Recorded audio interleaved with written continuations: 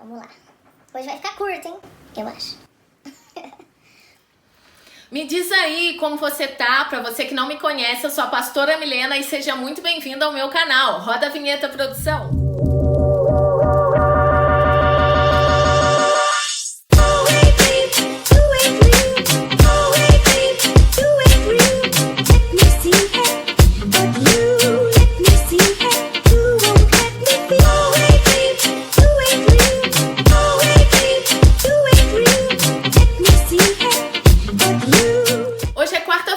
Quarta-feira é dia de quarentena bíblica nesse canal. Se você não sabe o que é isso, me segue lá no Instagram, que lá eu falo muito sobre isso, sobre os livros que nós estamos lendo. E essa semana que passou, nós lemos o livro de Ruth. É um livro bem curtinho e é sobre ele que nós vamos resenhar aqui nesse dia. Então bora lá, que hoje é dia de quarentena bíblica. O autor do livro de Ruth é um autor desconhecido. Os estudiosos não sabem quem o escreveu, mas apontam que o livro é da data de 1010, 1000 anos antes de Cristo. E o gênero literário desse livro é narrativa ou um romance. Muitos falam que é uma novela também por conter ápices de pontos altos, pontos baixos, mas eu fico mais que é uma narrativa.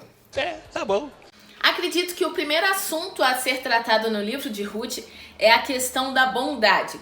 Ruth, ela age com bondade para com Noemi, quando naquele momento de tristeza ela decide não voltar para sua terra, onde ela poderia casar-se novamente, a estar junto com a sua sogra e ir para a cidade natal da sogra, né, que era Belém de Judá. Então eu vejo muita bondade de Ruth nesse primeiro capítulo e vejo também no decorrer do livro que Ruth, ela também é recompensada por essa bondade. Quando ela vai ao campo recolher as migalhas que caíam, Boaz age também com bondade para com a vida de Ruth. Então eu achei muito interessante que eu vejo o tema bondade sendo tratado nesse livro, e isso vem trazer uma reflexão para nós, né? Como nós estamos, como tem sido a nossa postura, o nosso comportamento mediante ao outro, né? Muitas vezes nós anulamos aquilo que seria bom para nós, para viver aquilo que é bom para o outro. Vale a pena nós pensarmos um pouco sobre isso, sobre essa bondade que aparece no livro de Ruth. Outro assunto que aparece no livro e que é muito legal, aparece lá no capítulo 2, quando Noemi fica sabendo do que acontece com Ruth no campo, né? Pois ela conta para ela sobre a bondade que Boaz agiu com ela. E Noemi fala que Boaz é o seu resgatador. O que significa isso, ser um resgatador? E nós vamos falar um pouquinho sobre as duas leis que atuavam bastante no Antigo Testamento, que é a lei do levirato e a lei do resgate. A lei do levirato funcionava da seguinte forma: quando uma mulher ela fazia um voto com o seu marido e esse marido falecia, essa mulher ainda tinha direito àquele voto. Está escrito lá em Números, no capítulo 30, no verso 10 e 11. Ou seja, a viúva ela poderia permanecer na família do seu marido, mas ela poderia permanecer da seguinte forma, entrando na lei do levirato. Como funciona essa lei? A lei do levirato fala que se duas pessoas, dois homens, dois irmãos, na verdade, se dois irmãos vivem juntos e por acaso essa mulher casa com um deles, mas esse homem morre, um dos irmãos pode casar novamente com essa mulher. E o filho que eles terão será um filho primogênito do marido que morreu. Vou explicar de novo. Se dois irmãos que vivem juntos, se um deles falecer sem deixar descendentes, um dos irmãos sobreviventes toma a mulher viúva por esposa, e aí o filho que eles tiverem, na verdade, ele vai ser filho do marido do homem que morreu, do irmão que morreu. Eu espero que você tenha entendido, mas vamos dar um exemplo no caso de Ruth.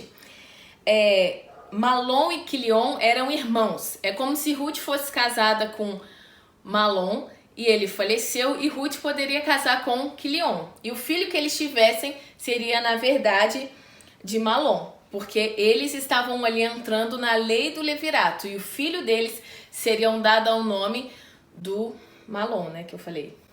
Isso. Vocês entenderam? Essa é a lei do levirato. Nós temos o exemplo de Ruth, mas Ruth ela não podia usufruir dessa lei, justamente porque os irmãos, né, Malom e Quilion, haviam morrido. Então Ruth não podia desfrutar da lei do levirato. Mas Noemi, ela conhecia as leis do seu povo, ela conhecia as tradições, e quando ela ouve falar de Boaz, que era parente de Elimeleque, que era o seu marido, ela lembra que ele é um do seu resgatador. E como funciona a lei do resgate? A lei do resgate, ela se encontra lá no texto de Levítico, no capítulo 25, e ela tem duas coisas principais. A primeira é resgatar a terra, quando alguém, por motivo de pobreza, era obrigado a vender essa terra, e aí esse parente mais próximo age como um resgatador, resgatando essa terra. E no caso de Noemi, ela ficou com a posse das propriedades do seu marido, por isso ela precisava de um resgatador. E o segundo objetivo era fortalecer a família como uma base de organização social, manter também o nome da família. E o que acontece no capítulo 4? Boaz, no capítulo 3 e no capítulo 4, Boaz, ele reconhece que ele é o resgatador de Noemi e Ruth, que ele pode fazer com que elas saiam daquele estado de pobreza, de humilhação, que estão ali à mercê da sociedade, pois eram duas mulheres, e ele pode resgatar e dar a elas uma condição melhor. E aí no capítulo 4, Boaz mostra que ele não era o resgatador principal, porque eu não sei se vocês repararam, mas Boaz fala que há outro resgatador antes de mim. A lei do resgate, ela era aplicada ao parente mais próximo. E Boaz reconhece que ele não é o parente mais próximo. Mas ali no capítulo 4, ele conversa com essa pessoa que seria o parente mais próximo, e como ele não quer resgatar Ruth e Noemi, ele se torna o resgatador. E ele casa com Ruth, e ali ele resgata as duas, dando a elas o sustento, dando a elas uma dignidade. É muito legal essa parte quando nós entendemos essa questão do resgatador, porque o texto fala muito sobre isso. E se a gente não conhece a lei, não conhece como era a mulher tratada naquele tempo, a gente acha meio sem sentido. Mas agora acho que ficou claro, certo? Se você tem alguma dúvida, deixa aqui nos comentários, me manda um direct lá no Instagram, que a gente vai conversar sobre o assunto. E eu vou ter o maior prazer de poder te dar atenção e falar um pouco sobre isso, que eu achei super interessante no livro de Ruth. Outro ponto de destaque, eu não sei se você reparou, mas no final do capítulo 4 fala a respeito da genealogia de Ruth. Fala que Ruth, ela se casou com Boaz e eles tiveram um filho chamado Obed, e que Obed é pai de Jessé, que Jessé é pai de Davi. E se você ir lá no livro de Mateus, na genealogia de Jesus, você vai ver que Ruth entra na genealogia de Jesus. Uma mulher estrangeira, que eu imagino que ela nunca iria pensar que entraria na genealogia do Salvador, que daria a vida, né, a um filho que seria avô de Davi, um rei tão importante naquela época. Então esse fato também é muito interessante, não é à toa que o autor de Ruth registra ele lá no final, sendo Ruth a bisavó de Davi. Eu falei em um dos vídeos, eu não lembro qual, que o Antigo Testamento eles traz princípios para nós. Eu acho que foi no de Eclesiastes mesmo. E eu acho muito interessante nós lermos Ruth, porque ele traz para nós o princípio da bondade. E ele traz para nós um princípio que eu acho interessante. Eu não sei como você se sentiu lendo esse livro e entendendo que Boaz, ele assume o resgatador para dar uma vida melhor a Ruth e a Noemi, para fazer com que elas saiam daquele estado de humilhação. Porque as mulheres no passado, se elas não tivessem um marido ou um filho para sustentá-las, elas ficavam sem casa, sem trabalho, sem alguém que pudesse ajudar, ficavam à mercê da sociedade. Mas Boaz, na sua bondade, ele assume essa responsabilidade e dá uma nova vida àquelas mulheres. E nós poderíamos comparar ao mesmo princípio que Jesus fez por nós. Por isso eu falei no vídeo passado que traz um pouquinho, uma pitada de justificação, porque Jesus fez isso por nós. Jesus sabia que sem ele nós estaríamos à mercê, mas ele deu a sua vida para nos dar vida.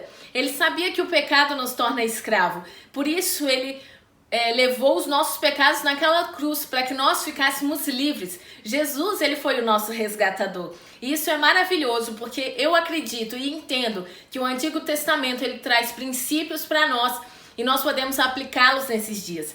E eu espero que você tenha refletido sobre isso quando estava lendo Ruth. Então, gente, é isso que eu queria falar sobre o livro de Ruth. Eu espero que vocês tenham gostado. Eu gosto muito dessa história porque me faz lembrar aquilo que Jesus fez por mim, de me ter resgatado do pecado e me e ter me dado nova vida. Eu espero que você tenha gostado também do livro de Ruth. Comenta aqui embaixo se você gostou. E o próximo livro que nós vamos ler na quarentena bíblica, que a resenha sai na próxima quarta-feira, é a carta de Paulo aos Colossenses. Eu gosto muito de Paulo e acredito que você também vai gostar. Eu espero que você tenha gostado desse vídeo. Seja abençoado em nome de Jesus e até mais!